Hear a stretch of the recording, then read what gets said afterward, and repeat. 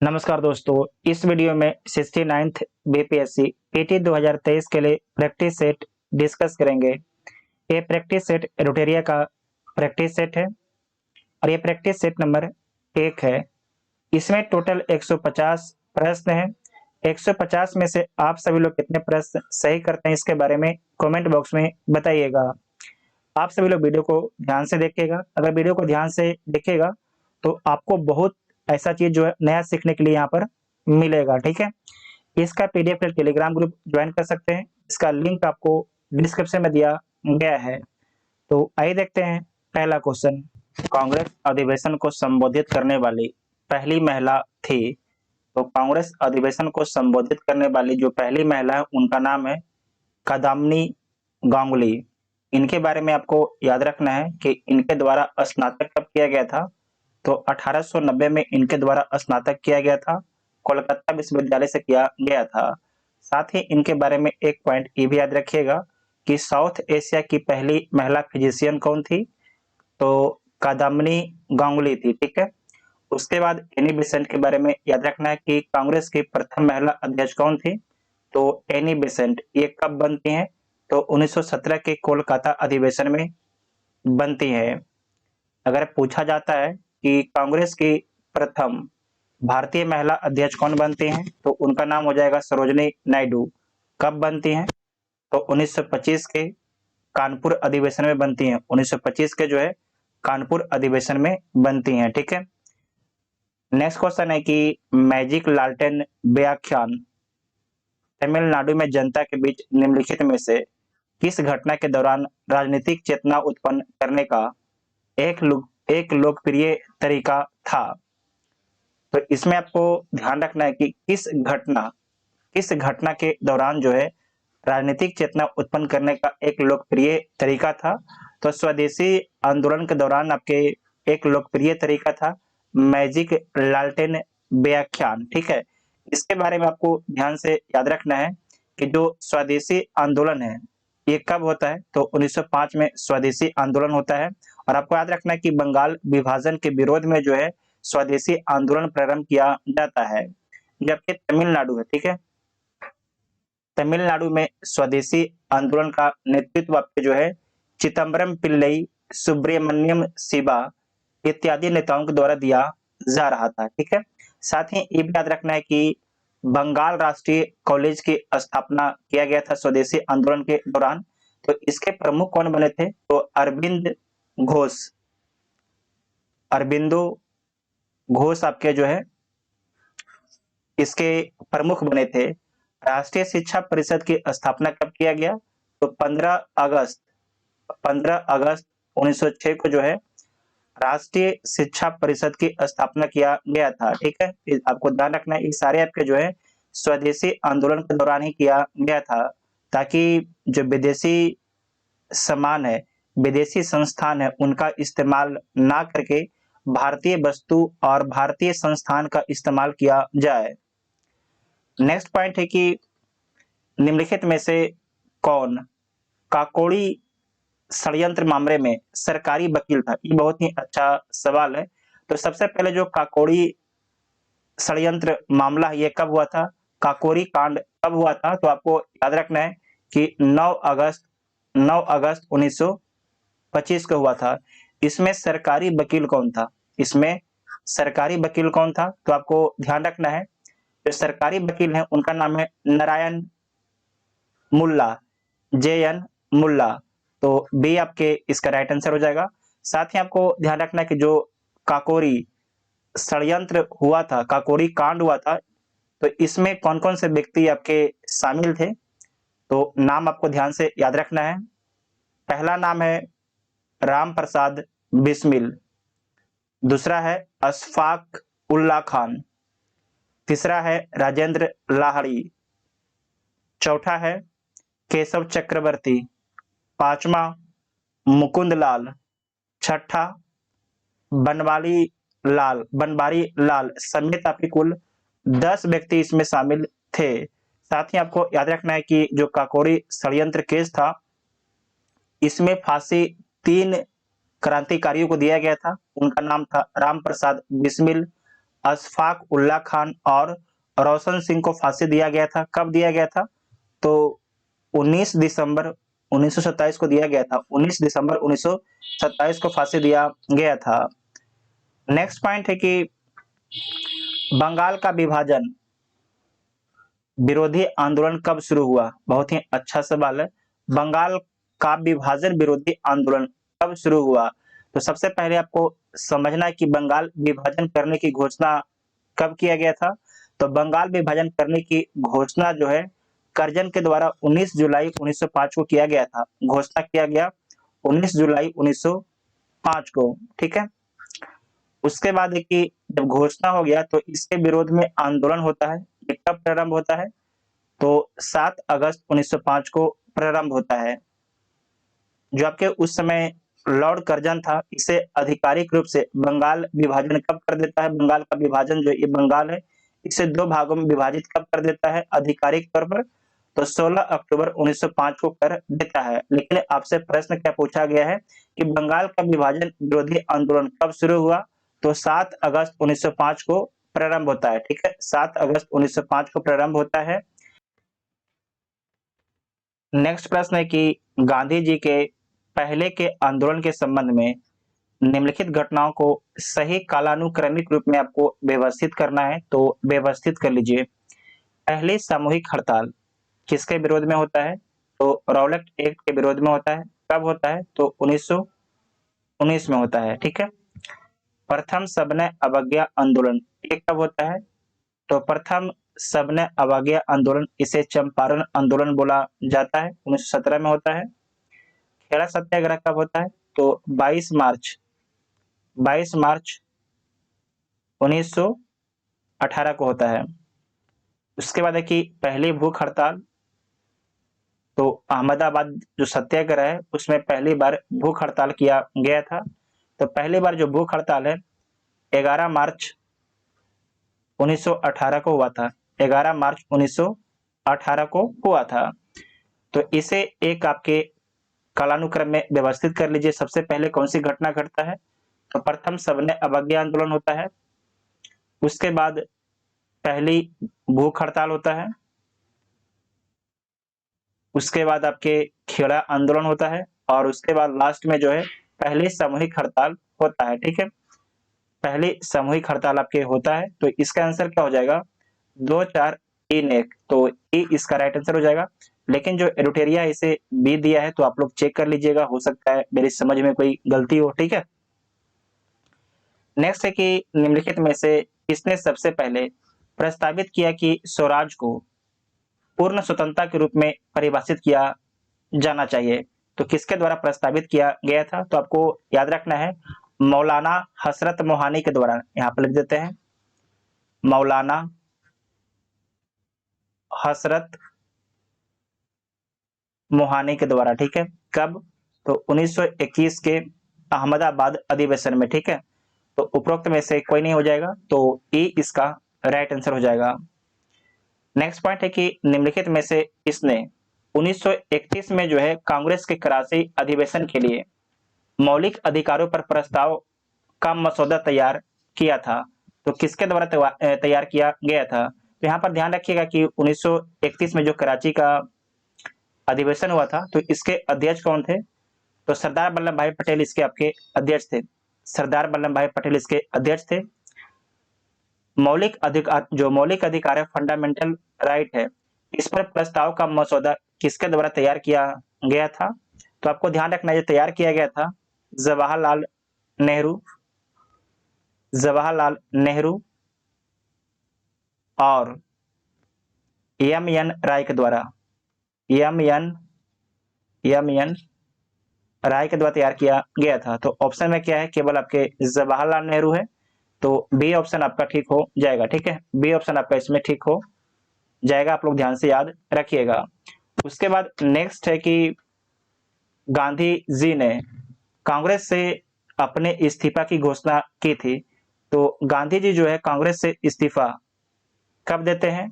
तो आपको ध्यान रखना है ये देते हैं 1934 में। कब देते हैं? 1934 में। अक्टूबर 1934 में जो है गांधी जी कांग्रेस पार्टी से इस्तीफा दे देते हैं। नेक्स्ट है कि निम्नलिखित में से कौन सा क्रिप्स मिशन का मुख्य प्रस्ताव नहीं था। इसमें से कौन जो है क्रिप्स मिशन का मुख्य प्रस्ताव नहीं था। क्रिप्स मिशन आता कब है, तो मार्च 1942 में आता है। ठीक है, मार्च 1942 में आता है।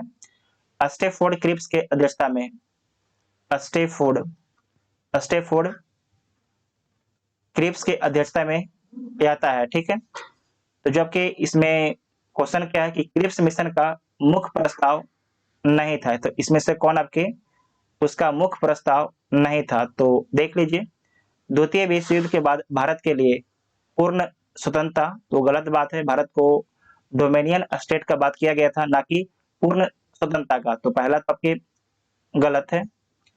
संविधान सभा आंशिक रूप से प्रांतीय विधानसभा द्वारा निर्वाचित और आंशिक रूप से रियासतों के शासक द्वारा नामित, ये पॉइंट आपका ठीक है। कोई भी प्रांत जो संघ में शामिल नहीं होना चाहता उसका अलग संविधान हो सकता है, तो ये भी पॉइंट को शामिल किया गया था। तो इसका आंसर केवल ए हो जाएगा। नेक्स्ट पॉइंट है कि निम्नलिखित में से किस वर्ष बंगाल के मिदनापुर जिले में जातीय सरकार का गठन किया गया था। तो बंगाल के मिदनापुर जिले में जो है जातीय सरकार का गठन कब किया गया था, तो इसमें आपको ध्यान रखना है कि 1942 में किया गया था। कब किया गया था, 1942 में किया गया था। बंगाल में बंगाल के मिदनापुर जिले में जो है जातीय सरकार का, इसे ध्यान से आप लोग याद रखिएगा। साथ ही आपको याद रखना है कि जो मिदनापुर जिला है, यहाँ पर जातीय सरकार का गठन कब किया गया था, एग्जैक्ट अगर डेट पूछेगा तो आपको मंथ याद रखना है, दिसंबर 1942 में, दिसंबर 1942 में किया गया था। और कब तक चलता है, तो आपको याद रखना है सितंबर 1944 तक चलता है, सितंबर 1944 तक चलता है। ठीक है, उसके बाद आपको याद रखना है बलिया के बारे में, याद रखिएगा बलिया। बलिया में किसके नेतृत्व में जो है समानांतर सरकार की स्थापना किया गया था, तो अगस्त 1942 में जो है चीतू पांडे, ठीक है, चीतू पांडे के नेतृत्व में जो है बलिया में समानांतर सरकार की स्थापना किया गया था। उसके बाद एक आपके सतारा है, सतारा में समानांतर सरकार की स्थापना 1943 में किया गया है। और कब तक रहता है, तो 1945 तक रहता है। किसके द्वारा स्थापित किया गया था, तो इसमें आपको याद रखना है कि आईबी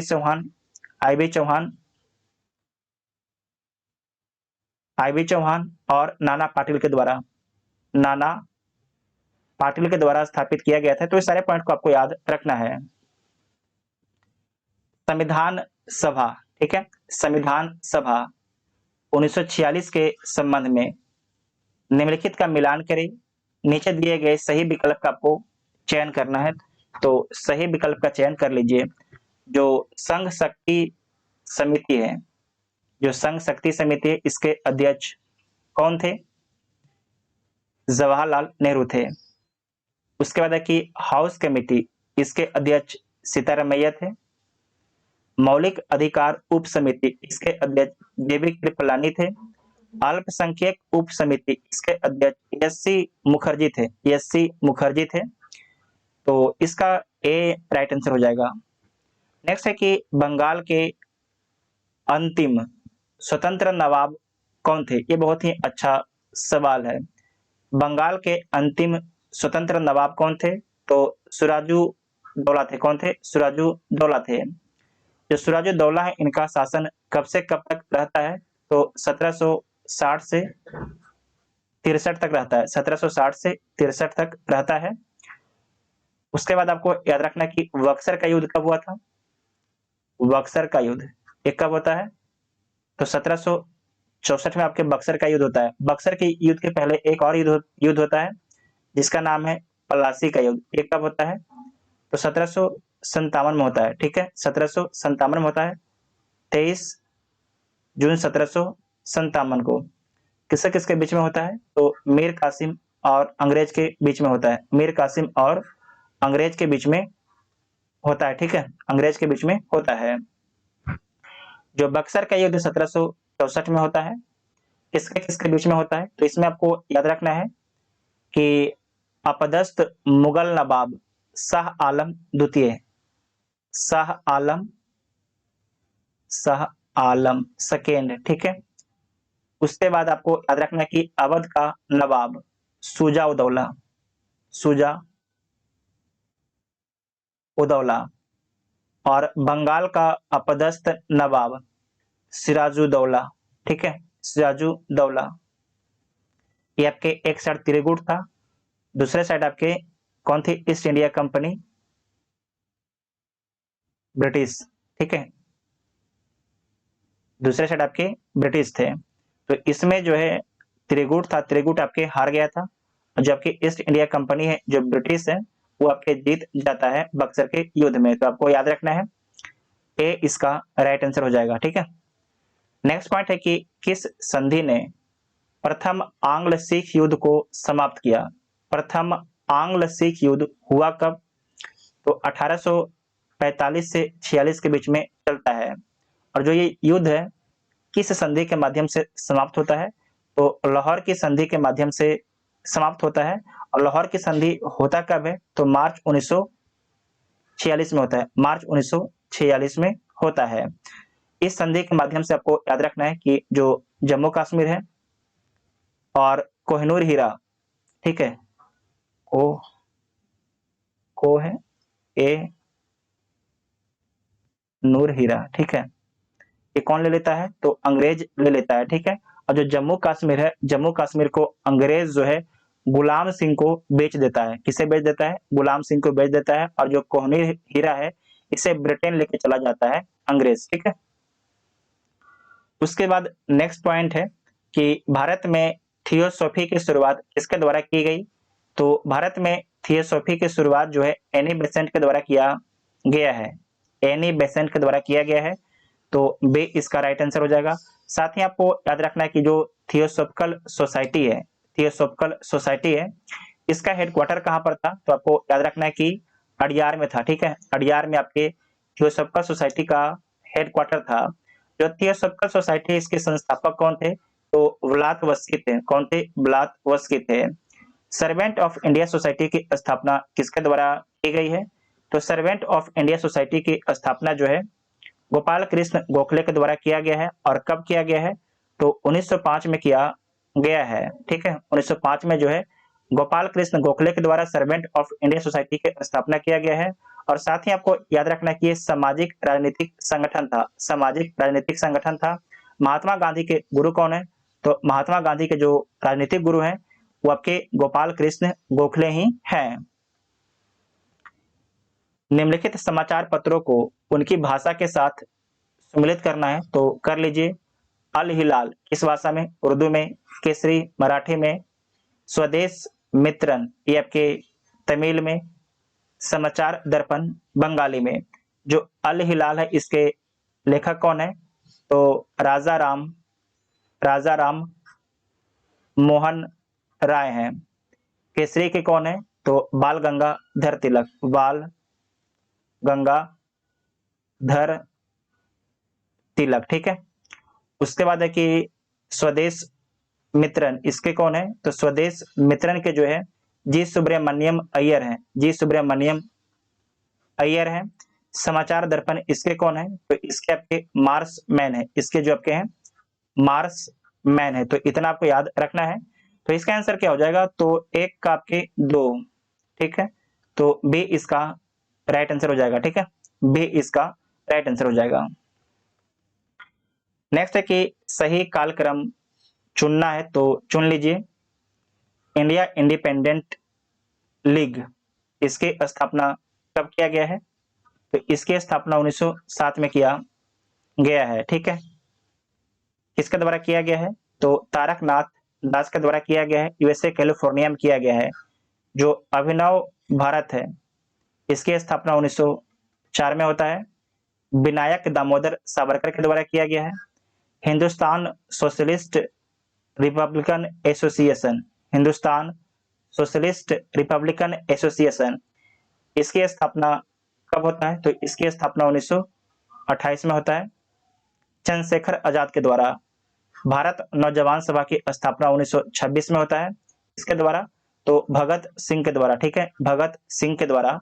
तो इसका आंसर क्या हो जाएगा? सबसे पहले आपके अभिनव भारत, उसके बाद इंडिया इंडिपेंडेंस लीग, भारत नौजवान सभा, हिंदुस्तान सोशलिस्ट रिपब्लिकन एसोसिएशन। तो बी इसका राइट आंसर हो जाएगा। एकमात्र हड़प्पा शहर जिसमें मुख्य सड़क पर प्रवेश द्वार वाले घर हैं। बहुत ही अच्छा ये सवाल है, आप लोग सोच के बताइएगा। आप लोग इसे सोच के बताइए, ठीक है, कि एकमात्र हड़प्पा शहर जिसमें मुख्य सड़क पर प्रवेश द्वार वाले घर हैं, तो ये कहां पर है? तो लोथल में है। लोथल कहां पर है? तो आपको ध्यान रखना है कि लोथल आपकी गुजरात में, ठीक है, लोथल कहां पर है? गुजरात में है। लोथल का खोज किसके द्वारा किया गया था? तो NR राव के द्वारा किया गया था। और यहाँ पर जो है घर का दरवाजा जो है सड़क की ओर खुला हुआ है, जबकि लोथल है यहाँ पर जो घर का निर्माण होता था, एक चबूतरा पर घर का निर्माण किया जाता था।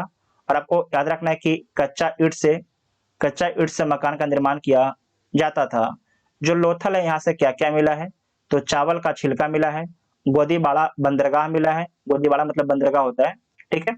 उसके बाद हाथी दांत के इंच मिला है, मेसोपोटामिया के साथ व्यापार के यहाँ पर संबंध के साक्ष्य मिले हैं, दोहरे अंत्येष्टि के साथ आपके साक्ष्य मिले हैं। तो इतना आपको याद रखना है। धौलावीरा के बारे में याद रखिएगा। ये धौलावीरा कहाँ पर है? तो धौलावीरा जो है गुजरात में है, जो वाटर मैनेजमेंट के लिए प्रसिद्ध है। कालीबंगा कहाँ पर है? तो कालीबंगा आपके राजस्थान में है, जो जुते हुए खेत के साक्ष्य के लिए प्रसिद्ध है। प्रारंभिक वैदिक युग के बारे में गलत कथन का आपको चयन करना है, तो चयन कर लीजिए, ठीक है। इसमें गलत कथन आपके कौन है? प्रारंभिक वैदिक युग में समाज पितृ सत्तात्मक था। जो समाज है पितृ सत्तात्मक था, तो सही बात है।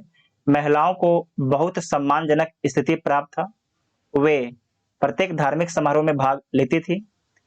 ऋग्वेद में जो है विनाश और गुलामी के अस्तित्व का भी उल्लेख किया गया है, क्योंकि आपको याद होगा कि वो लोग जो आपके जुआ खेलते थे, ठीक है। तो सारे पॉइंट आपके इसमें ठीक है, ठीक है। और पूछा गया कि गलत कथन, तो इसमें से कोई भी आपके गलत नहीं है, तो ये इसका राइट आंसर हो जाएगा। जो प्रारंभिक वैदिक है इसके बारे में ध्यान रखिएगा, जो इसका कार्यकाल है 1500 से 1000 है।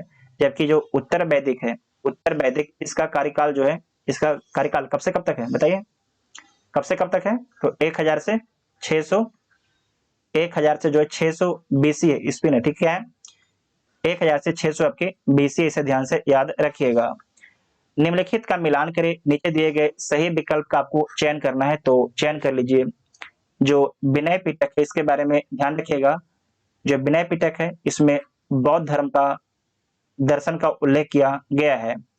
जो सूत्र पिटक है इसमें आपको याद रखना है कि बुद्ध उपदेशों का संग्रह किया गया है। अभिधम पिटक इसमें बौद्ध धर्म के दार्शनिक सिद्धांत के बारे में लिखा गया है। जो अभिधम पिटक है इसमें दार्शनिक सिद्धांत को लिखा गया है। उसके बाद है कि जो महावंश और दीपवंश है इसके बारे में याद रखना है कि श्रीलंका के बारे में जानकारी उपलब्ध कराता है। जबकि जातक है बुद्ध के विभिन्न जन्मों के बारे में बताता है, बुद्ध के विभिन्न जन्मों के बारे में बताता है। जो अभिधम पिटक है इसके बारे में ध्यान रखिएगा कि बौद्ध धर्म के दार्शनिक सिद्धांत है, बौद्ध धर्म का जो है दार्शनिक सिद्धांत किसमें है? तो अभिधम पिटक में है, ठीक है। तो इसका आंसर क्या हो जाएगा? इसका आंसर आपका हो जाएगा सी, दो का ई, ठीक है।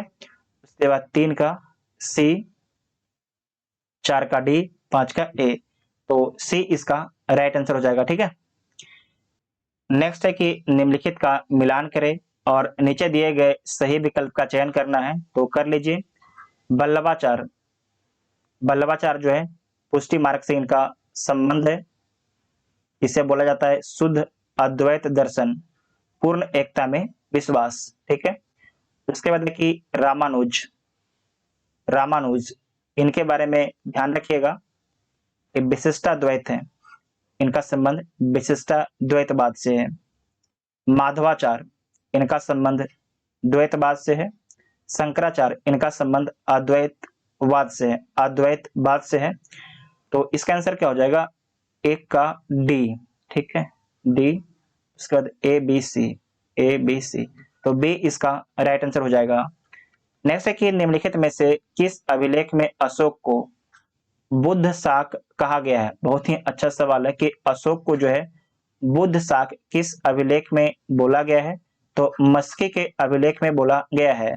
साथ ही आपको याद रखना है कि सारनाथ अभिलेख में जो है अशोक को क्या बोला गया है? तो धर्म शोक बोला गया है। क्या बोला गया है? धर्म शोक बोला गया है। इसे ध्यान से याद रखिएगा। और साथ ही ये भी याद रखना है कि जो कांधार अभिलेख है, कांधार अभिलेख जो आज के अफगानिस्तान में, यहाँ से जो अभिलेख मिला है इसमें शिकारियों और मछलियों के जो मछुआरे जो शिकारी हैं और जो आपके मछुआरे हैं उनके साथ यहाँ पर आपके संबंध की बात किया गया है कांधार अभिलेख में, ठीक है। इसे ध्यान से आप लोग याद रखिएगा। कलिंग के राजा खारवेल का संबंध था, तो इनका संबंध किस वंश से है? तो आपको याद रखना है कि चेदी वंश जिसे महामेघ वाहन वंश भी बोला जाता है। चेदी वंश को जो है महामेघ वाहन वंश भी बोला जाता है। जो कलिंग है, कलिंग आपको याद रखना है ये वर्तमान में आपके उड़ीसा है। एक मिनट रुकिए, ये आपके उड़ीसा है। इसे शुरुआत में कलिंग बोला जाता था लेकिन अब इसे उड़ीसा बोला जाता है, ठीक है। साथ ही खारवेल के बारे में याद रखिएगा कि हाथी गुफा अभिलेख से जो है खारवेल के बारे में जानकारी मिलता है। और जो हाथी गुफा अभिलेख है ये कहाँ पर है? तो भुवनेश्वर में है। और जो आपके खारवेल है इनका संबंध किस धर्म से था? तो इनका संबंध जो है जैन धर्म से इनका संबंध है। जो खारवेल है इसका शासन का विस्तार कहां से कहां तक था? तो आपको याद रखना है कि गंगा से कावेरी तक इसके शासन का विस्तार था, इसके राज का विस्तार था। हर्षवर्धन प्रशासन के बारे में, हर्षवर्धन प्रशासन के बारे में गलत कथन का आपको चयन करना है, तो चयन कर लीजिए। गलत कथन कौन है? उसके साम्राज्य में कोई गुलामी नहीं थी, उसकी राजधानी कन्नौज थी, सती प्रथा प्रचलित नहीं थी। तो आपको याद रखना है कि सती प्रथा आपके प्रचलित थी, ठीक है। तो इसमें गलत कौन है? सी आपके गलत है, तो सी इसका राइट आंसर हो जाएगा। बाबर केवल भाग का सिपाही था, ना कि साम्राज्यों का संस्थापक।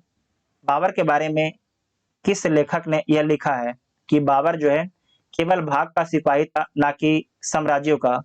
तो ये लिखा गया है लेन पुन के द्वारा लिखा गया है, लेन पुन के द्वारा लिखा गया है। साथ ही लेन पुन के बारे में यह भी याद रखिएगा कि दारा सिकोह को जो है छोटा अकबर बोलता है। ये दारा सिकोह को जो है छोटा अकबर बोलता है लेन पुल। दारा सिकोह कौन है? तो आपको याद रखना है कि शाहजहां के बेटा हैं और औरंगजेब का बड़ा भाई था, ठीक है। नेक्स्ट है कि मनसबदारी व्यवस्था में निम्नलिखित में से कौन सा कथन आपके गलत है? मनसबदारी व्यवस्था में कौन सा कथन आपके गलत है? तो देख लीजिए कौन सा कथन आपके गलत है। मनसबदारी व्यवस्था मुगल काल की एक प्रशासनिक प्रणाली थी, तो ये पॉइंट आपका ठीक है। इस व्यवस्था में मनसबदार अपनी अपनी श्रेणी और पद के अनुसार घुड़सवार सैनिक रखता था, ये भी सही है।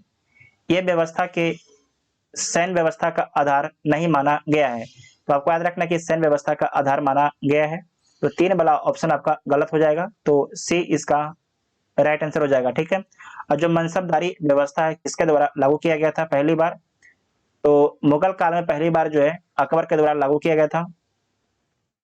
अकबर के द्वारा लागू किया गया था, 1575 में लागू किया गया था, ठीक है, जो प्रशासनिक व्यवस्था का आधार था। नेक्स्ट है कि शिवाजी की भूराजस्व व्यवस्था के संदर्भ में निम्नलिखित में से कौन सा कथन आपके इसमें सत्य है? तो देख लीजिए कौन सा कथन आपके सत्य है। भूमि की नपाई रस्सी के स्थान काटी या जरीब से किया जाता था, तो सही पॉइंट है। शिवाजी ने जमींदारों व जागीरदारी का विरोध करते हुए रैयत बाड़ी व्यवस्था को अपनाया। भू राजस्व की लगान पूर्व में कुल उपज का 33% थी, जो बाद में बढ़ाकर जो है 40% कर दी। तो ये पॉइंट आपका ठीक है। तो इसके सारे के सारे पॉइंट आपके ठीक है, तो उपरोक्त में से एक से अधिक हो जाएगा। नेक्स्ट है कि विजयनगर प्रशासन की सबसे छोटी इकाई क्या है? तो ऊर है, ठीक है, ऊर, जिसे क्या बोला जाता है? जिसे ग्राम या गांव बोला जाता है। मंडल किसे बोला जाता है? तो आपको याद रखना है कि मंडल मंडल जो है प्रांत को बोला जाता है। मंडल जो है प्रांत को बोला जाता है। उसके बाद है कि बलनाडु या कोट्टम किसे बोला जाता है? तो जिला को बोला जाता है। जो ये मेल ग्राम है, इसके बारे में याद रखिएगा कि 50 गांव के जो समूह है उसे मेला ग्राम बोला जाता है। मेला ग्राम किसे बोला जाता है? तो 50 गांव के समूह को जो है मेला ग्राम बोला जाता है। निम्नलिखित में से किस इतिहासकार के द्वारा महमूद गजनवी के भारत आक्रमणों को जिहाद माना गया है? निम्नलिखित में से किस इतिहासकार के द्वारा जो है महमूद गजनवी के भारत आक्रमणों को जिहाद माना गया है? तो किसके द्वारा माना गया है? तो आपको ध्यान रखना है, यह माना गया किसके द्वारा? तो इतिहासकार उतवी के द्वारा, ठीक है, इतिहासकार उतवी के द्वारा माना गया है। खिलजी खिलजी वंश के दौरान बाजार नियंत्रण के लिए नियुक्त अधिकारियों में बाजार निरीक्षक किसे कहा जाता था? बाजार निरीक्षक किसे बोला जाता था? तो आपको ध्यान रखना है कि जो बाजार निरीक्षक था, बरीद ए मंडी को बोला जाता था। बरीद ए मंडी को बोला जाता था। दीवान ए रियासत दीवान ए रियासत के बारे में ध्यान रखना है, ये बाजार पर जो है नियंत्रण रखता था, दीवान ए रियासत। जबकि सहना ए मंडी इसके बारे में ध्यान रखिएगा, ये बाजार का अधीक्षक था। क्या था? बाजार का अधीक्षक था। सराय अदल ये क्या था? तो न्याय अधिकारी था। ये आपके न्याय अधिकारी था। ये आपके बाजार का जो है अधीक्षक था, बाजार का अधीक्षक था, ठीक है। उसके बाद नेक्स्ट है कि निम्नलिखित में से कौन सी प्रमुख गैस शनि ग्रह पर पाई जाती है? जो शनि ग्रह है इस पर कौन सी प्रमुख गैस पाई जाती है? तो आपको ध्यान रखना है कि हाइड्रोजन और हीलियम जो है शनि ग्रह पर पाई जाती है। तो उपरोक्त में से एक से अधिक हो जाएगा, ठीक है। साथ ही यहाँ पर आपको ध्यान रखना है कि यहाँ पर समझिए ये आपके सूरज है, ठीक है, ये आपके सूरज है।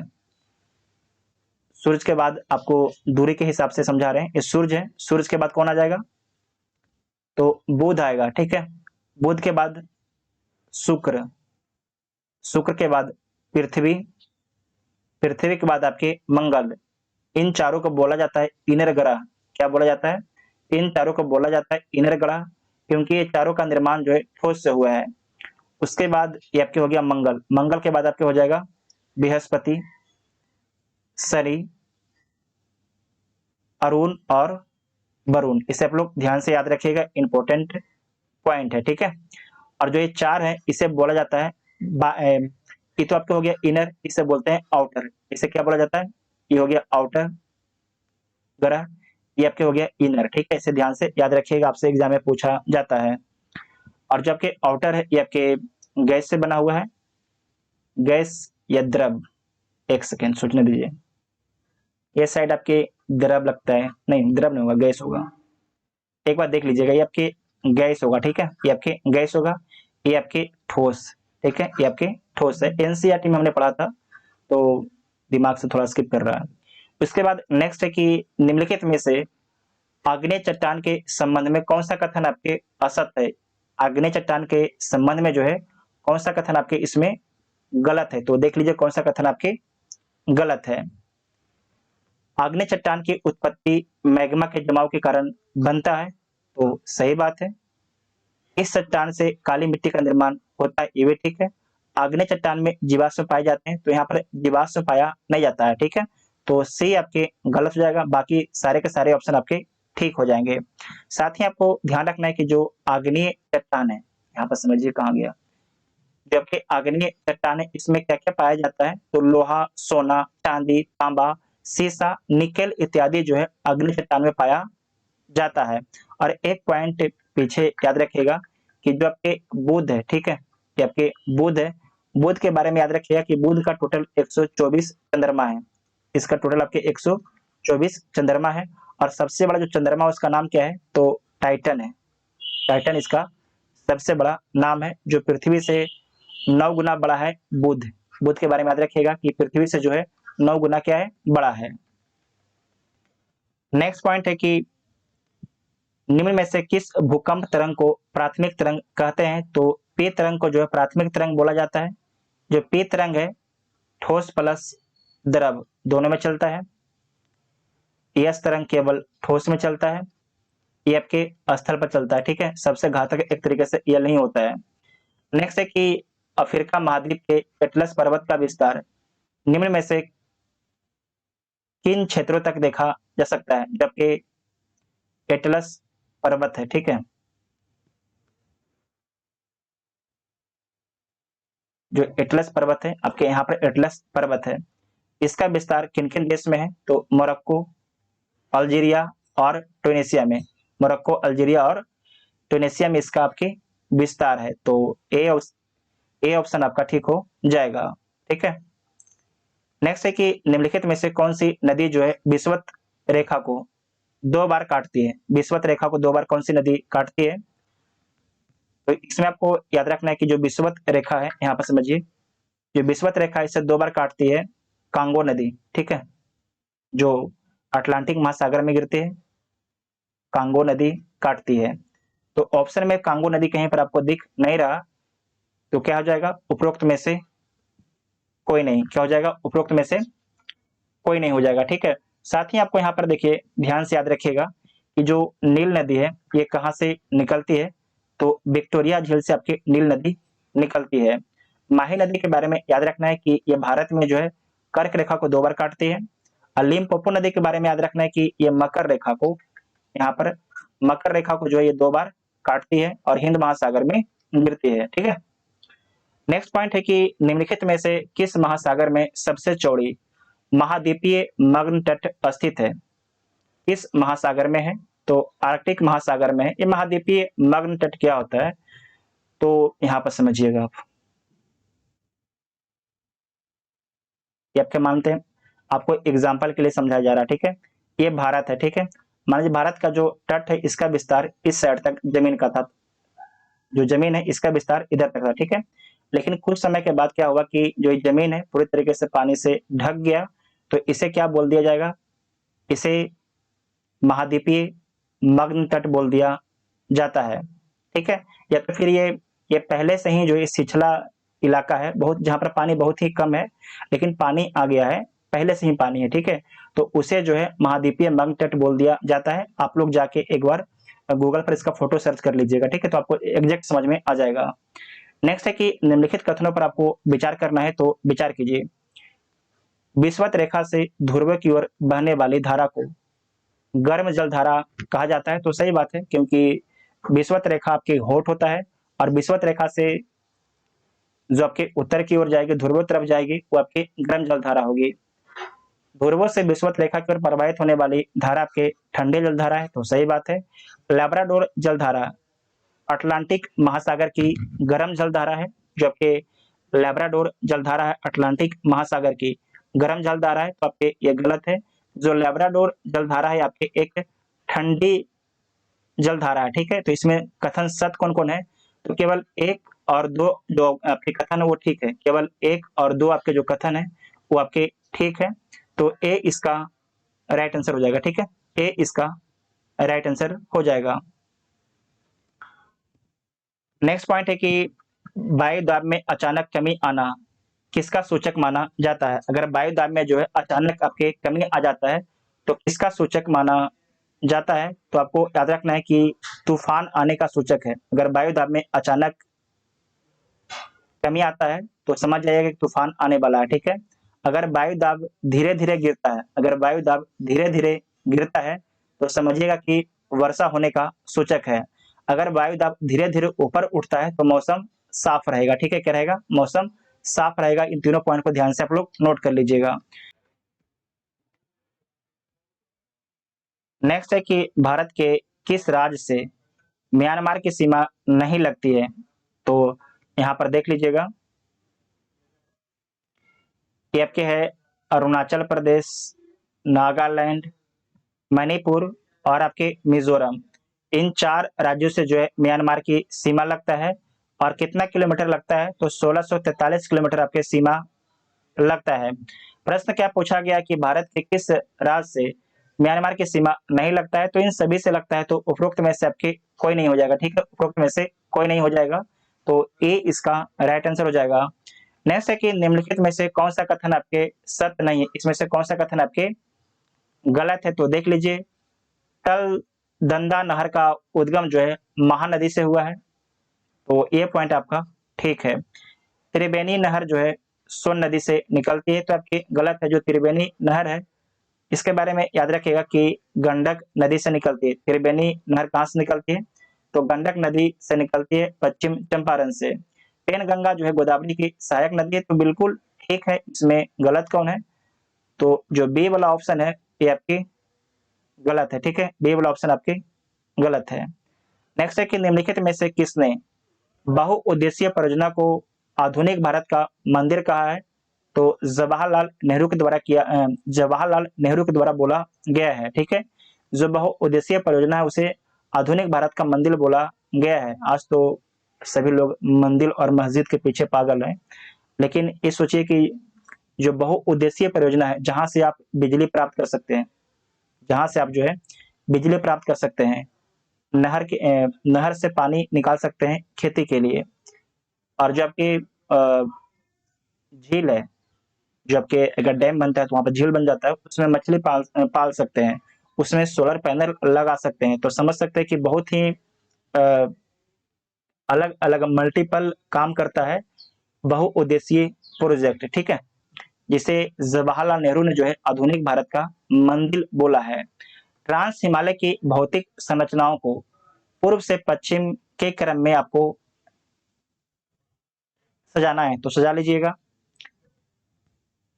इसमें जो है इसे आपको सबसे पहले आपके हो जाएगा जास्कर, फिर पंजाल, गिलगिट और उलर झील, तो सी इसका राइट आंसर हो जाएगा। नेक्स्ट पॉइंट है कि कोको स्टेट निम्नलिखित में से कहां स्थित है? तो आपको याद रखना है कि जो कोको स्टेट है, यहां पर समझिएगा,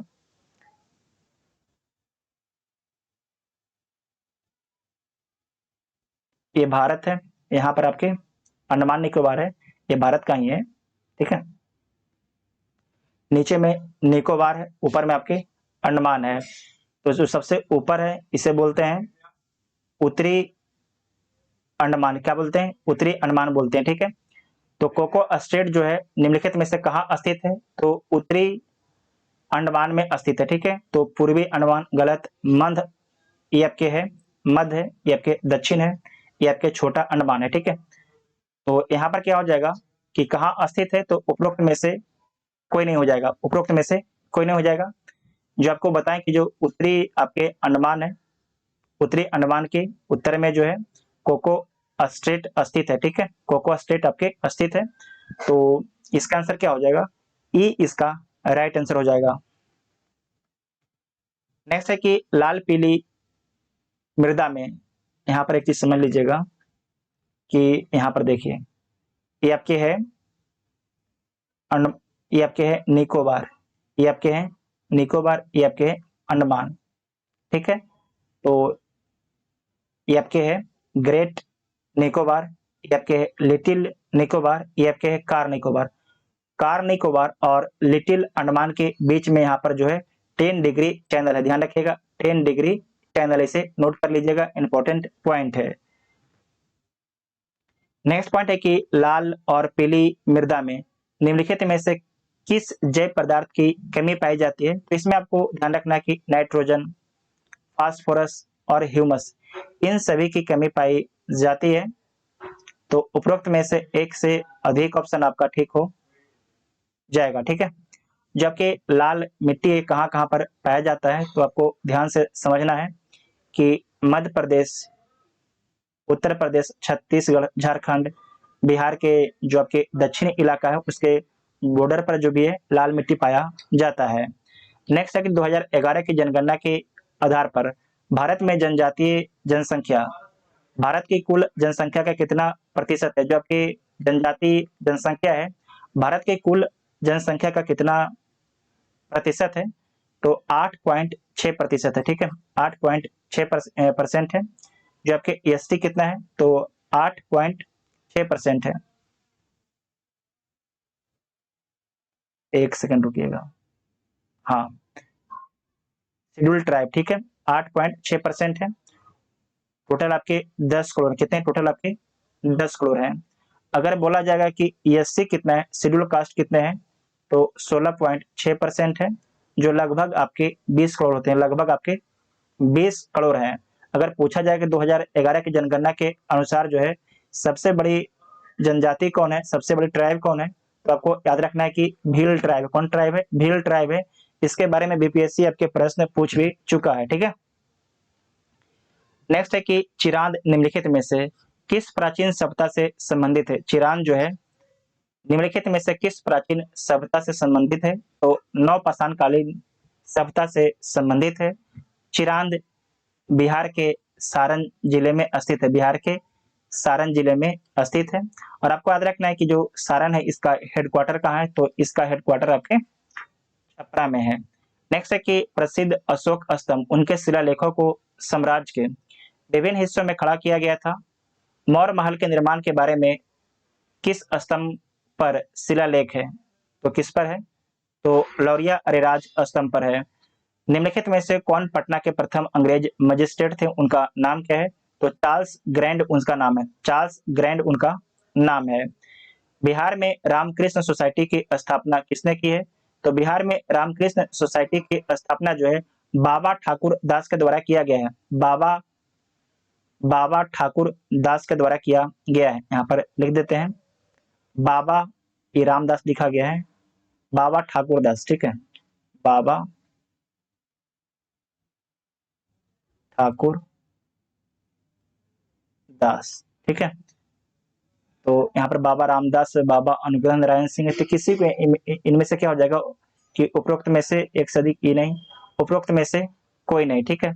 अब तो 4 ऑप्शन वाला हो गया है, ठीक है। अब तो ए, बी, सी और डी केवल आएगा, लेकिन इसमें एक गारंटी नहीं कि उपरोक्त में से एक से अधिक। हो सकता है कि उपरोक्त में से एक से अधिक और उपरोक्त में से एक कोई नहीं साथ में दे दे, ठीक है। अभी गारंटी नहीं है, बताया बीपीएससी नहीं है, लेकिन ये तो बता दिया है कि 4 ही ऑप्शन होगा, ठीक है। इस बात को ध्यान में रखिएगा।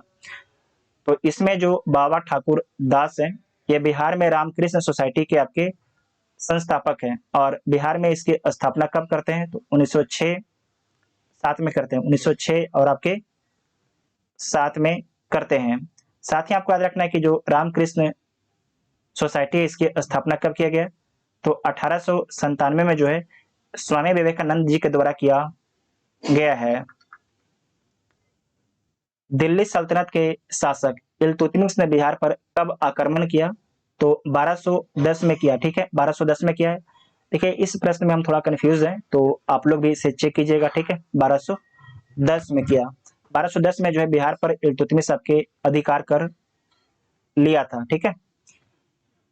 नेक्स्ट है कि किस राजवंश के दौरान बिहार राज्य का नाम बिहार रखा गया?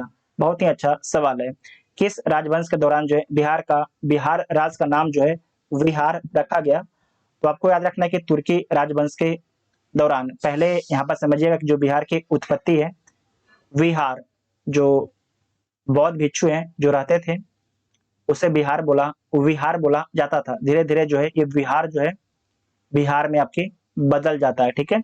तो बिहार राज्य का नाम बिहार रखा गया, तो तुर्की राजवंश के द्वारा रखा गया है। 12वीं शताब्दी में रखा गया। कब रखा गया है? 12वीं शताब्दी में रखा गया है। बिहार की भूगर्भिक संरचना के संदर्भ में निम्नलिखित कथनों पर आपको विचार करना है, तो विचार कीजिएगा, ठीक है। धारवाड़ क्रम की चट्टान का निर्माण प्री कैम्ब्रियन युग में हुआ, तो ठीक बात है। इधर आपके धारवाड़ है। उसके बाद है कि तृतीय शैल का विस्तार चंपारण जिले में, बिल्कुल ठीक है। बिंद क्रम की चट्टान का विस्तार बिहार में नहीं है, तो ये आपके गलत है, जो बिंद है इस साइड में है, ठीक है। उसके बाद है कि बिहार के मैदानी क्षेत्र में चतुर्थ धातुक चट्टानें पाई जाती है, तो ये पॉइंट आपके ठीक है। इसमें गलत कौन है, केवल आपके 3 वाला ऑप्शन आपके गलत है। तो पूछा गया कि सही कथन इसमें कौन है, तो इसमें सही कौन हो जाएगा, सी 1 2 4, ठीक है। नेक्स्ट है कि बिहार का न्यूनतम जनसंख्या घनत्व वाला जिला कौन सा है, तो कैमूर में आपके जो जनसंख्या घनत्व है सबसे कम है, कितना है, तो 488 है, कितना है, 488 है। सर्वाधिक कहां पर है, तो सर्वाधिक आपके शिवहर में है, 1882 है। पटना कितना है, तो 1823 है, 1823 है, ठीक है। साथ ही आपको ध्यान रखना है कि जनसंख्या वृद्धि 2001 से 2011 तक कितना परसेंट रहा है, तो 25.4% इसे नोट कर लीजिएगा, पूछा जा सकता है। नेक्स्ट है कि बिहार की जनगणना 2011 के अनुसार 2001 और 2011 के बीच साक्षरता दर में वृद्धि थी, तो कितना था, तो 14.8 था। 2001 में जो साक्षरता है वो कितना था, तो 47% था बिहार का, जबकि 2011 में जो है 61.8% है, तो बी इसका राइट आंसर हो जाएगा।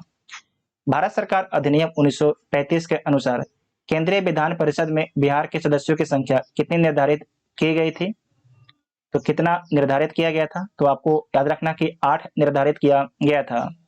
बिहार के पहले मुख्यमंत्री, बिहार के पहले प्रधानमंत्री, जो पहले आज मुख्यमंत्री हैं, इससे पहले 1935 में आपके प्रधानमंत्री बोला जाता था।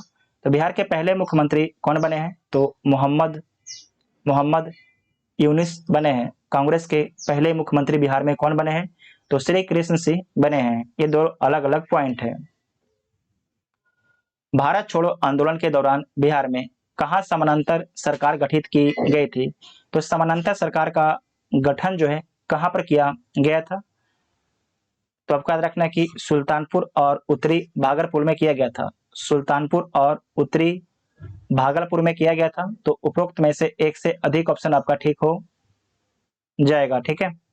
जबकि सुल्तानपुर है, यहाँ पर नेतृत्व कौन दिया था, तो जगलाल चौधरी दिया था, जगलाल चौधरी। जो भागलपुर है, यहाँ पर नेतृत्व कौन दिया था, तो सियाराम सिंह दिए थे, सियाराम सिंह दिए थे, ठीक है। साथ ही आपको याद रखना है कि जो सारण डिस्ट्रिक्ट है, इसे अपराधी जिला घोषित कर दिया गया था भारत छोड़ो आंदोलन के दौरान। इसे अपराधी जिला घोषित किया गया था। 1942 में जो आज का गांधी मैदान है, इसका नाम क्या था, तो पटना लॉन्च था। 1948 में गांधी जी की मृत्यु के बाद इसे गांधी मैदान कर दिया गया, पटना लॉन्च को। पटना में अखिल भारतीय महिला सम्मेलन का आयोजन किस वर्ष किया गया है, तो 1929 में किया गया है। 1946 में मुस्लिम लीग द्वारा प्रत्यक्ष कार्रवाई के दौरान किसने कहा था, हम बहुत बड़ी भूल करेंगे यदि हम बिहार की जनता और उसके मंत्रिमंडल को मुस्लिम लीग के नेताओं के हिंसक एवं असभ्य आंदोलनों के सामने असुरक्षित छोड़ देंगे। ये किसका कथन है, तो सरदार वल्लभ भाई पटेल का कथन है। और जो मुस्लिम लीग है, इसके द्वारा प्रत्यक्ष कार्रवाई दिवस कब मनाया गया, तो 16 अगस्त 1946 को। बिहार सोशलिस्ट पार्टी की स्थापना कब की गई है, तो बिहार सोशलिस्ट पार्टी की स्थापना जो है जुलाई 1931 में किया गया है। और इसके संस्थापक कौन कौन थे, तो गंगा शरण सिन्हा, रामवृक्ष बेनीपुरी, रामानंद मिश्रा। ये तीनों का नाम आप लोग नोट कर लीजिएगा। बिहार लोक शिकायत निवारण अधिकार अधिनियम किस वर्ष पारित किया गया है, तो 2016 में पारित किया गया है। दाब का एसआई मात्रा क्या होता है, तो पास्कल न्यूटन मीटर प्रति स्क्वायर, ठीक है। तो बी और सी, तो उपरोक्त में से एक से अधिक ऑप्शन हो जाएगा, ठीक है, तो डी इसका राइट आंसर हो जाएगा। जो न्यूटन है, न्यूटन, इसका मात्रक वल होता है। जूल, इसका मात्रक ऊर्जा होता है। और वाट का मात्रक आपके शक्ति होता है। माप के साथ उपकरण का मिलान करें। माप के साथ जो है उपकरण का आपको मिलान करना है। देख लीजिए, इंटरफेरोमीटर से किसकी माप की जाती है, तो इसमें आपको ध्यान रखना है कि जो है इंटरफेरोमीटर से जो है समतल ध्रुवीकृत प्रकाश का घूर्णन का माप किया जाता है। पोटेंशियोमीटर, पोटेंशियोमीटर से किसका माप किया जाता है, तो इसमें आपको याद रखना है कि विद्युत विभवांतर का।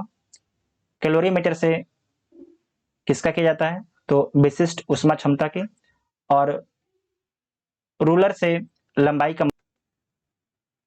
नेक्स्ट है कि निम्नलिखित में से कौन सी एक अदिश राशि नहीं है, तो देख लीजिए, इसमें बल जो है एक सदिश राशि है, जबकि दूरी और समय आपके जो है अदिश राशि है, ठीक है।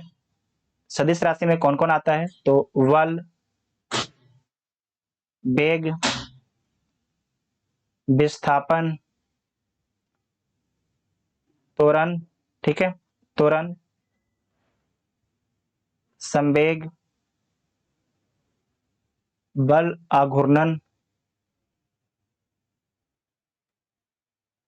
चुंबकीय क्षेत्र, ठीक है। ये सारे के सारे आपके जो है सदिश राशियां हैं, ठीक है।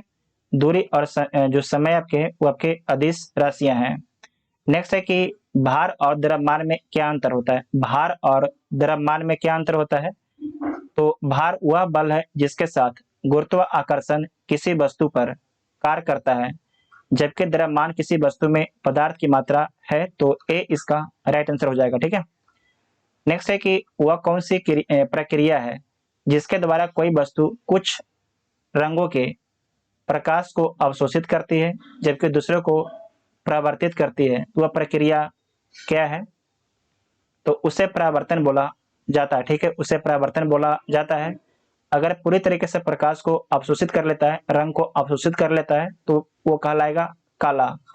जो पूरी तरीके से आपके परिवर्तित कर देता है तो वह कहलाएगा सफेद, ठीक है। उस घटना का क्या नाम है जिसके कारण आकाश नीला दिखाई देता है, तो उसे क्या बोला जाता है, उसे स्कैटरिंग बोला जाता है। उसे क्या बोला जाता है, स्कैटरिंग, प्रकाश का प्रकीर्णन बोला जाता है। सेल्सियस को केल्विन में बदलने का सूत्र क्या है, तो केल्विन बराबर सेल्सियस प्लस 273.15 आपके जो है सूत्र है, तो ए इसका राइट आंसर हो जाएगा। नेक्स्ट है कि निम्नलिखित में से कौन उदासीन प्रकृति का कण होता है, तो इसमें जो आपके न्यूट्रॉन है आपके उदासीन प्रकृति का कण होता है, जबकि जो इलेक्ट्रॉन है इसके बारे में ध्यान रखिएगा कि ऋण आवेशित है, जबकि जो प्रोटॉन है, प्रोटॉन आपके धन आवेशित है। तो उपरोक्त कथनों में से कौन सा कथन आपके असत्य है, इसमें से कौन सा कथन आपके असत्य है। यहाँ पर हो जाए कौन सा कथन आपके सत्य है, तो केवल आपके सी ऑप्शन आपका सत्य है, ठीक है, क्योंकि जो उदासीन बोला है तो केवल आपके न्यूट्रॉन है। नेक्स्ट है कि निम्नलिखित में से किस अधातु में धातु कई चमक पाई जाती है। किस अधातु में जो है धातु का आपके चमक पाया जाता है, तो आयोडीन में पाया जाता है। समान शरीर में सर्वाधिक पाया जाने वाला तत्व निम्नलिखित में से कौन सा है, तो समान शरीर में सर्वाधिक ऑक्सीजन पाया जाता है 65%, दूसरा में carbon 18%, hydrogen 10%, nitrogen 3%, calcium 2%, phosphorus 1%, ठीक है, फास्फोरस 1%। कार्बन डेटिंग द्वारा निम्नलिखित में से किसकी आयु का निर्धारण किया जाता है, तो कार्बन डेटिंग के द्वारा जो है जीवाश्म, ठीक है, जीवाश्म की आयु का निर्धारण किया जाता है, तो सी इसका राइट आंसर हो जाएगा, ठीक है। सी इसका राइट आंसर हो जाएगा। साथ ही आपको याद रखना है कि इसमें जो है कार्बन 14 का उपयोग किया जाता है। साथ ही ये भी याद रखना है कि यूरेनियम डेटिंग अगर पूछेगा कि यूरेनियम यूरेनियम डेटिंग से किसकी आयु का पता किया जाता है, तो पृथ्वी के आयु का पता किया जाता है यूरेनियम डेटिंग के माध्यम से। निम्नलिखित कथनों में से कौन सा कथन आपके सत्य नहीं, सॉरी, निम्नलिखित कथनों में से कौन सा तत्व आपके नहीं है, इसमें से कौन सा आपके जो है तत्व नहीं है, तो देख लीजिए। उपधातु, गैस, अधातु, इन तीनों में जो है, इन तीनों में कौन आपके तत्व नहीं है, तो आपको याद रखना है कि गैस जो है तत्व नहीं है, गैस जो है आपके तत्व नहीं है। निम्नलिखित कौन सा कथन सही सम्मिलित नहीं है, इसमें से कौन सा कथन आपके सही सम्मिलित नहीं है, तो देख लीजिए। शून्य समूह में रखे गए तत्व निष्क्रिय तत्व से जाने जाते हैं, तो ठीक है। सबसे भारी धातु ओस्मियम है, सबसे हल्की धातु लिथियम है। क्या है? लिथियम है। उपरोक्त में से एक से अधिक, तो इसका आंसर क्या हो जाएगा? सी इसका राइट आंसर हो जाएगा। ठीक है। सबसे नेक्स्ट है कि निम्नलिखित में से कौन उदासीन प्रकृति का कण होता है, तो इसमें जो आपके न्यूट्रॉन है आपके उदासीन प्रकृति का कण होता है, जबकि जो इलेक्ट्रॉन है इसके बारे में ध्यान रखिएगा कि ऋण आवेशित है, जबकि जो प्रोटॉन है, प्रोटॉन आपके धन आवेशित है। तो उपरोक्त कथनों में से कौन सा कथन आपके असत्य है, इसमें से कौन सा कथन आपके असत्य है? यहाँ पर हो जाए कौन सा कथन आपके सत्य है, तो केवल आपके सी ऑप्शन आपका सत्य है। ठीक है, क्योंकि जो उदासीन बोला है तो केवल आपके न्यूट्रॉन है। नेक्स्ट है कि निम्नलिखित में से किस अधातु में धातु कई चमक पाई जाती है, किस अधातु में जो है धातु का आपके चमक पाया जाता है, तो आयोडीन में पाया जाता है।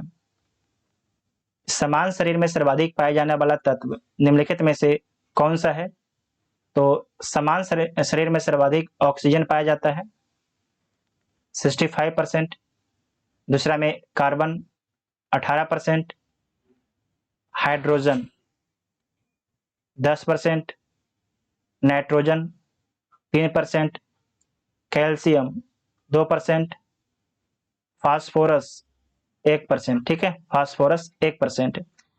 कार्बन डेटिंग द्वारा निम्नलिखित में से किसकी आयु का निर्धारण किया जाता है, तो कार्बन डेटिंग के द्वारा जो है जीवाश्म, ठीक है, जीवाश्म की आयु का निर्धारण किया जाता है, तो सी इसका राइट आंसर हो जाएगा। ठीक है, सी इसका राइट आंसर हो जाएगा।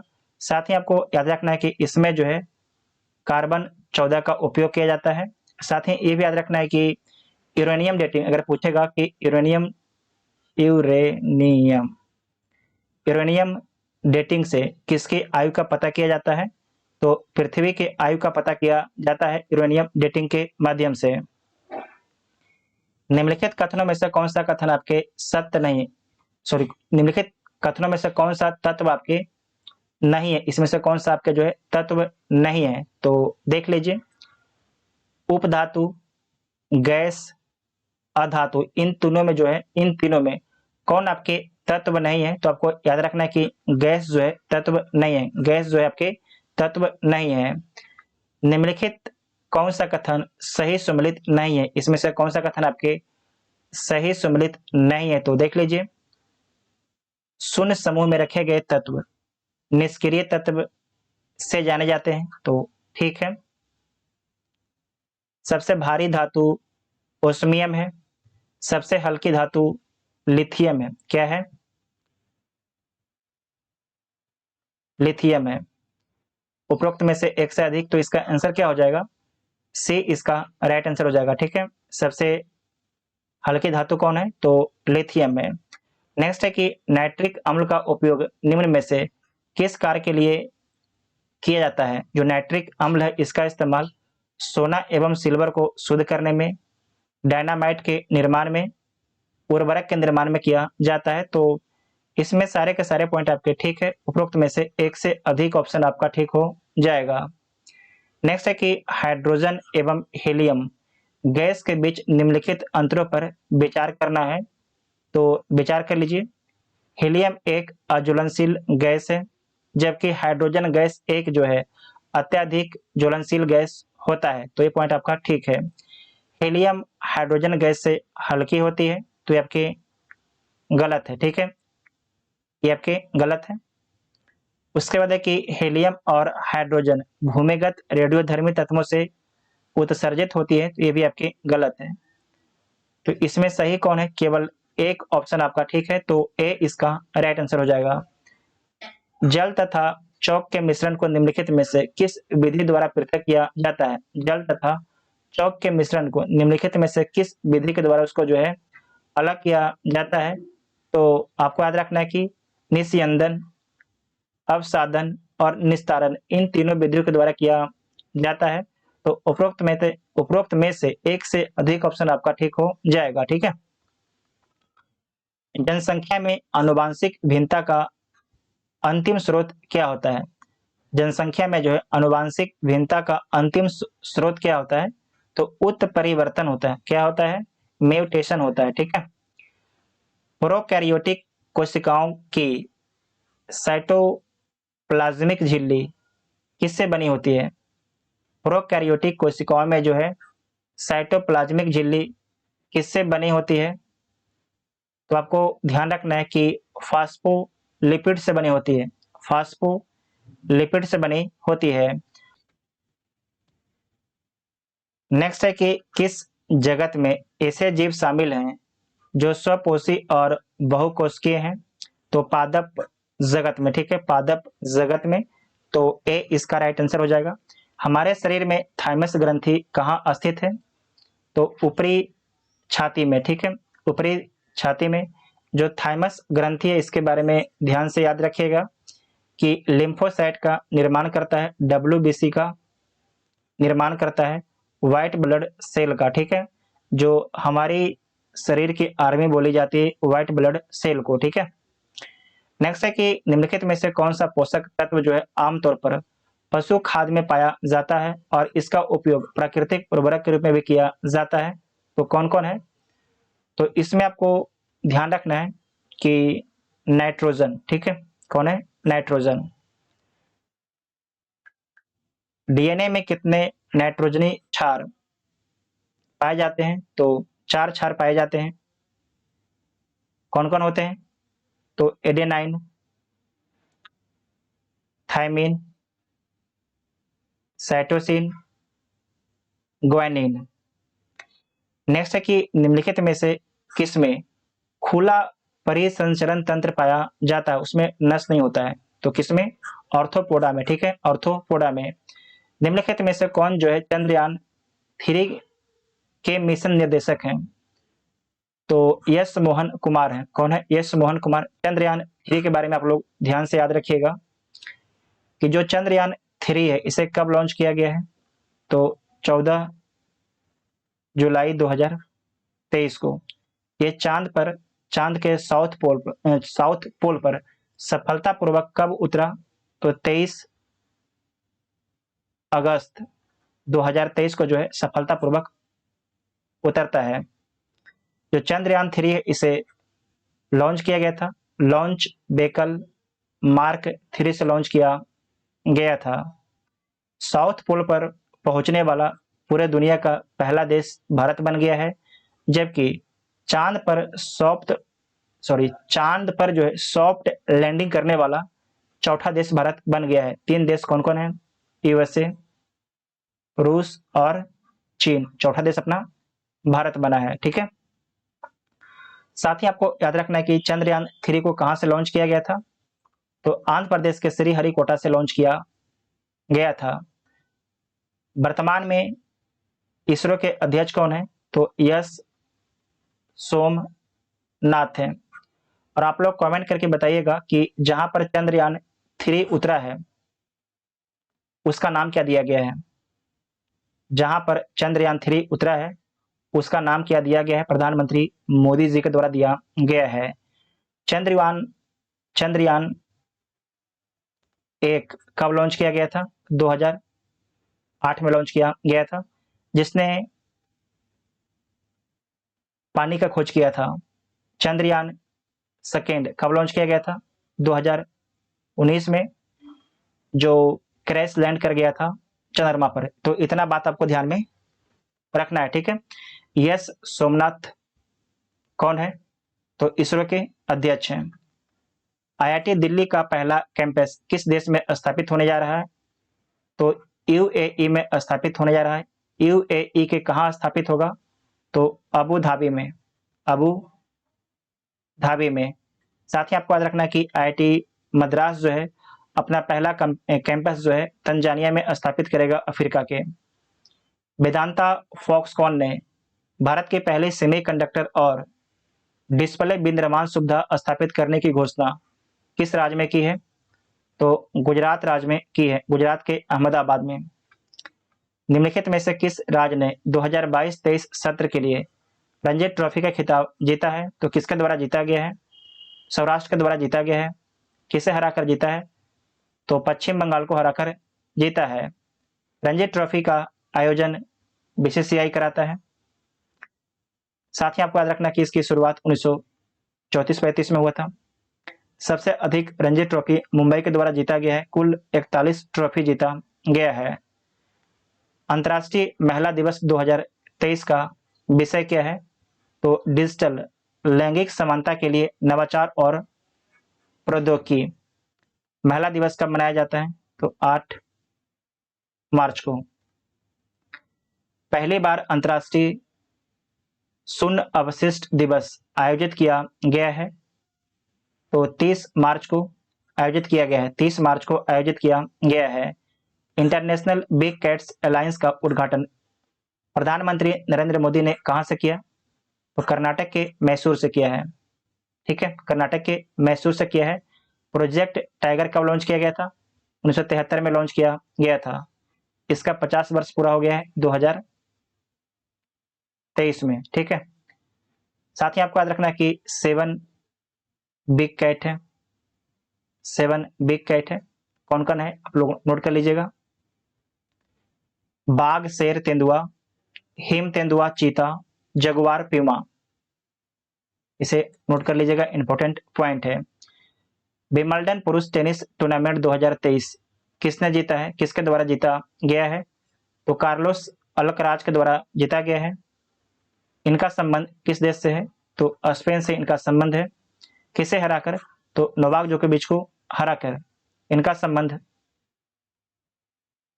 सर्बिया से है। ऑस्ट्रेलियन ओपन और फ्रेंच ओपन किसके द्वारा जीता गया है 2023 में? तो नोवाक जोकोविच के द्वारा जीता गया है। राज पर्व महोत्सव निम्नलिखित में से किस राज्य में मनाया गया है? तो उड़ीसा राज्य में मनाया गया है। महिलाओं के सम्मान का उत्सव है, महिलाओं के सम्मान का उत्सव है। निम्नलिखित में से कौन भारत में अनुसूचित वाणिज्यिक हवाई परिवहन सेवाओं को संचालित करने के लिए अनापत्ति प्रमाण पत्र एनओसी प्राप्त करने वाली पूर्वोत्तर भारत की पहली एयरलाइंस बन गई है? तो उस एयरलाइंस का नाम क्या है? तो जेट विंग्स एयरवेज नाम है। निम्नलिखित में से किस व्यक्ति या संस्था ने गांधी शांति पुरस्कार 2021 जीता है?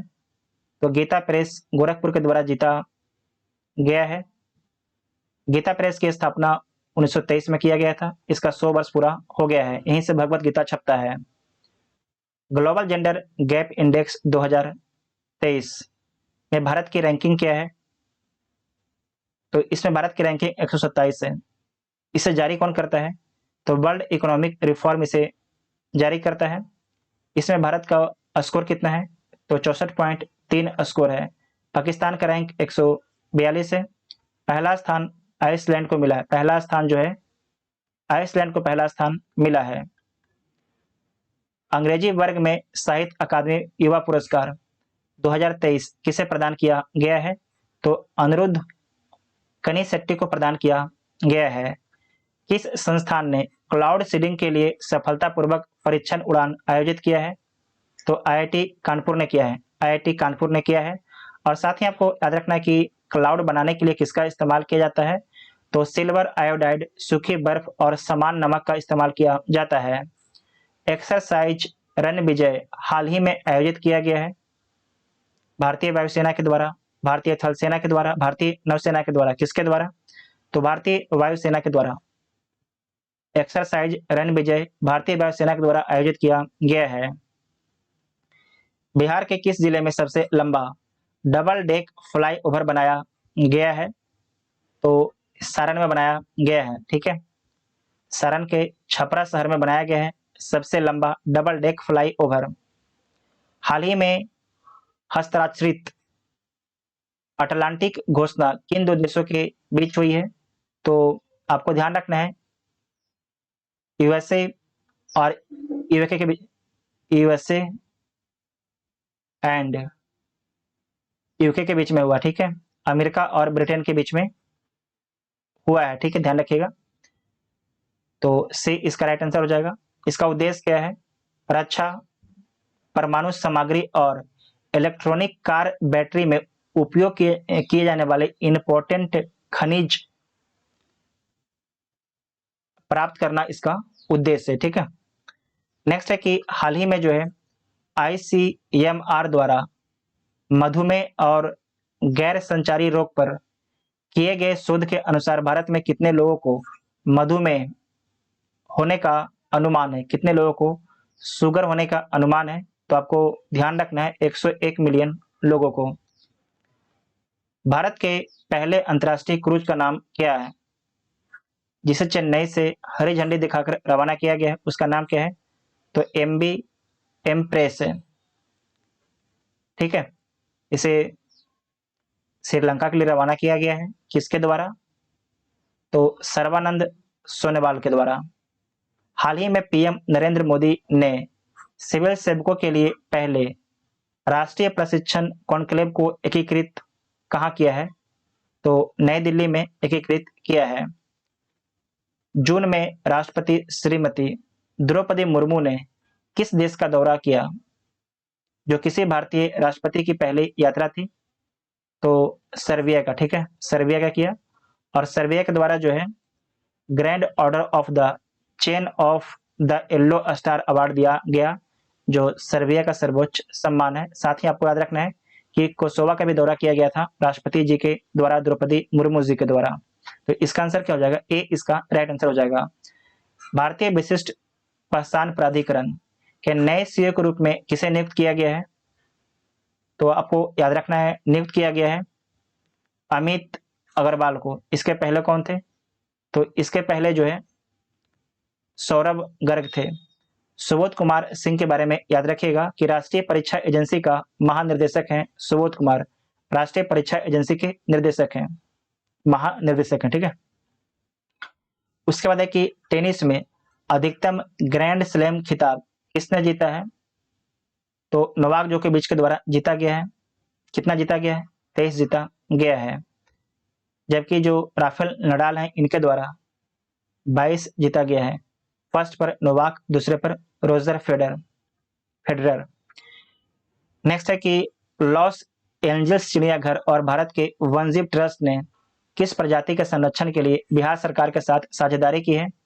तो घड़ियाल के संरक्षण के लिए किया है। और आपको याद रखना है कि गंडक नदी में घड़ियाल हैं पश्चिम चंपारण में, तो उनके संरक्षण के लिए अगर घड़ियाल कोई अंडा देता है तो उस अंडे को सही सलामत आपके रखा जाए ताकि उससे बच्चे निकले और जो गंडक नदी है उसमें चले जाएं। ठीक है, ताकि जो घड़ियाल हैं उनकी आबादी बढ़ सके।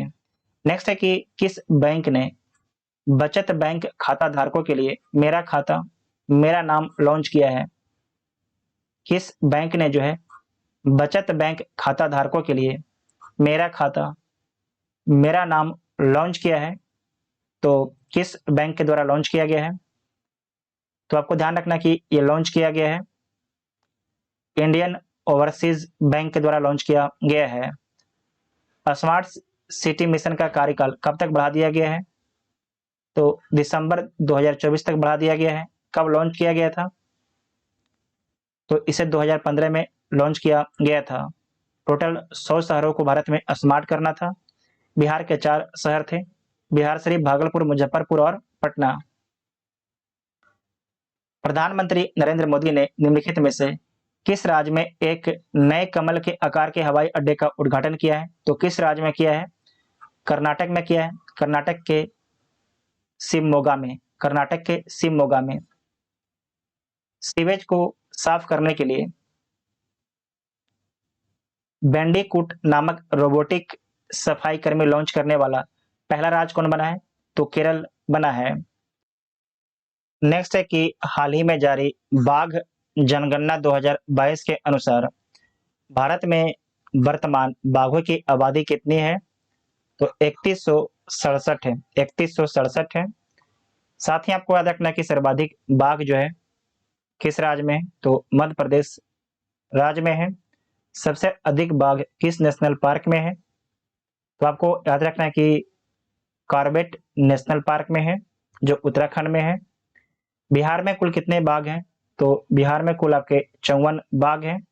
जो बाघ जनगणना रिपोर्ट है हर 4 वर्ष में जारी किया जाता है।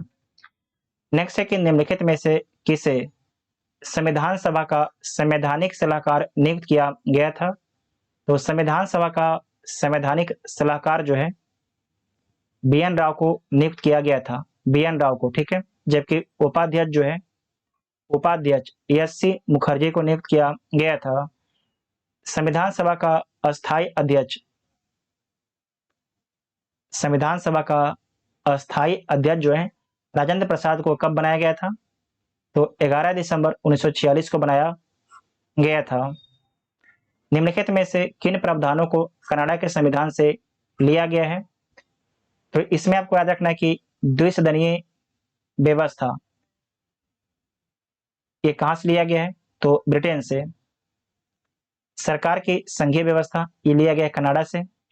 संविधान में संशोधन की प्रक्रिया ये दक्षिण अफ्रीका से लिया गया है। दक्षिण अफ्रीका से लिया गया है, ठीक है। उसके बाद है कि केंद्र की अवशिष्ट शक्ति ये आपके कनाडा से लिया गया है। तो 2 और 4 इसका आंसर हो जाएगा। तो सी इसका राइट आंसर हो जाएगा, ठीक है। नेक्स्ट है कि निम्न में से कौन सा अधिकार गैर नागरिकों को नहीं प्राप्त है परंतु भारतीय नागरिकों को प्राप्त है? जीवन और स्वतंत्रता का संरक्षण ये आपके गैर नागरिकों और नागरिक दोनों को प्राप्त है।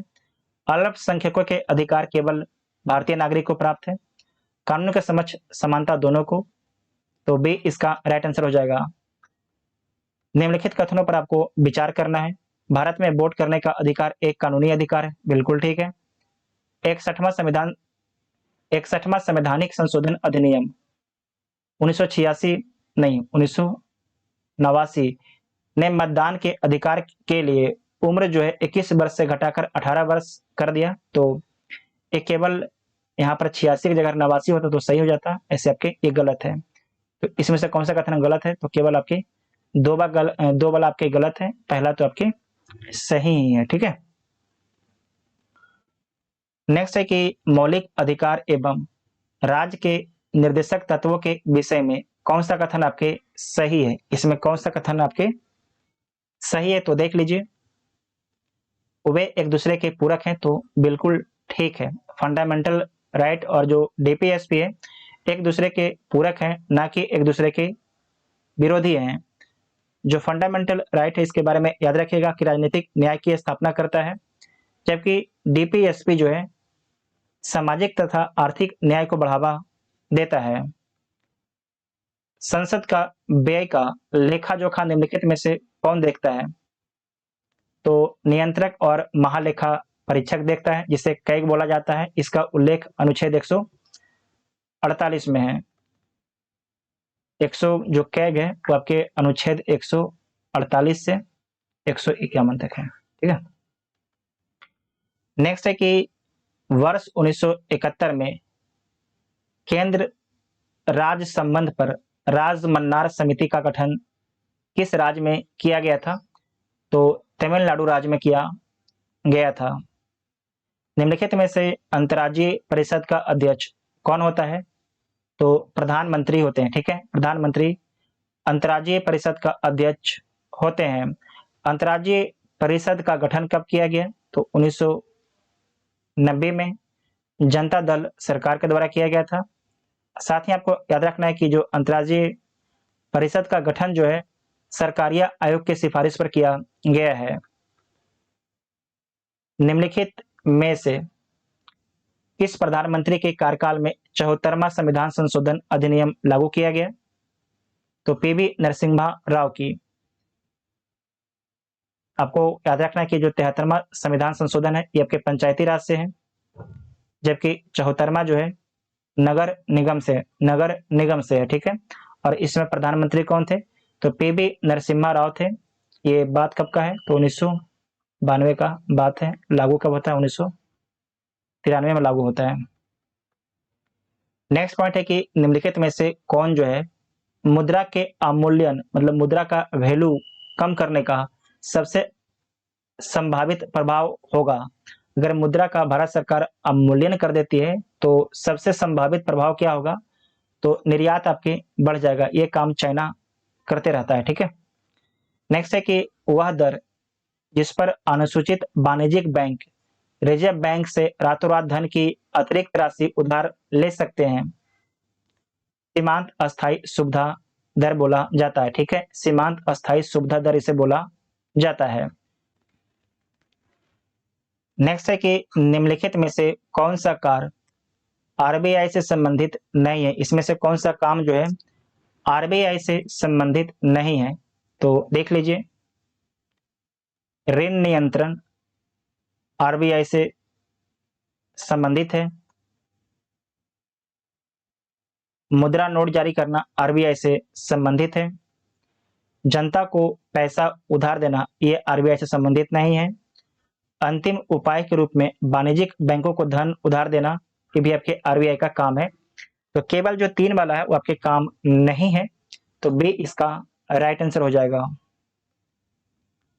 भारत को आत्मनिर्भर और स्वयं उत्पादक अर्थव्यवस्था के रूप में स्थापित करने का प्राथमिक लक्ष्य इस पंचवर्षीय योजना का था। तो किस पंचवर्षीय योजना का था? तो आपको याद रखना है तीसरी पंचवर्षीय योजना का था। ये कब से कब तक चलता है? 1961 से 66।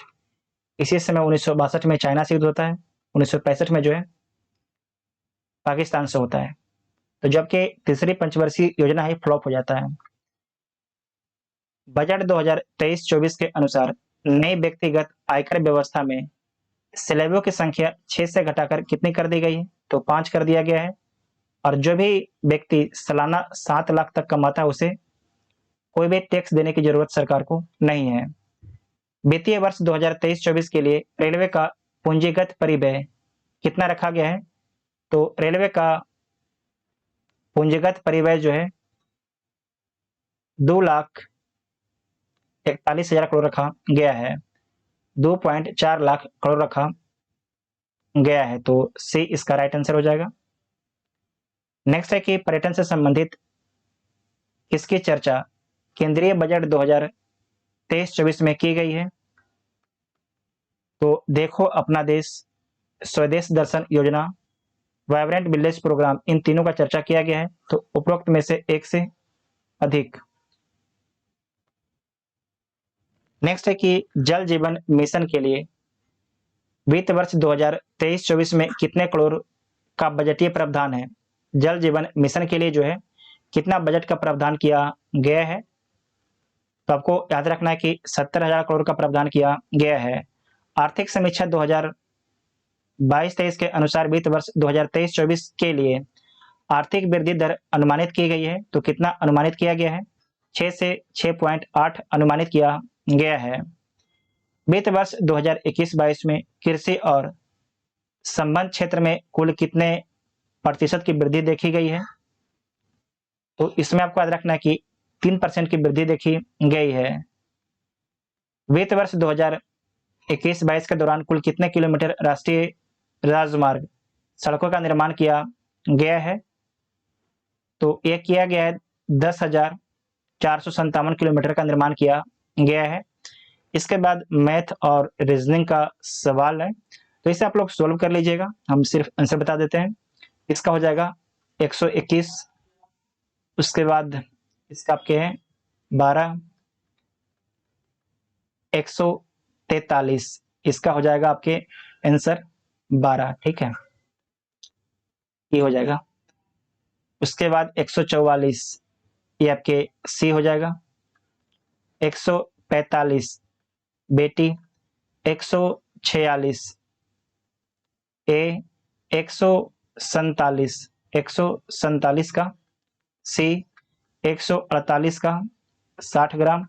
149, 149 का आपका हो जाएगा 34, और 150 का हो जाएगा 2340। ठीक है, 2340।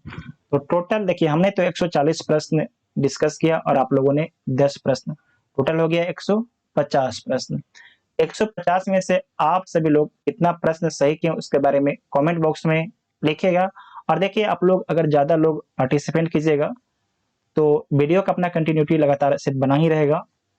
ठीक है, कोई नहीं, आप लोग वीडियो को शेयर अपने दोस्तों में जरूर कीजिएगा। ठीक है, थैंक यू।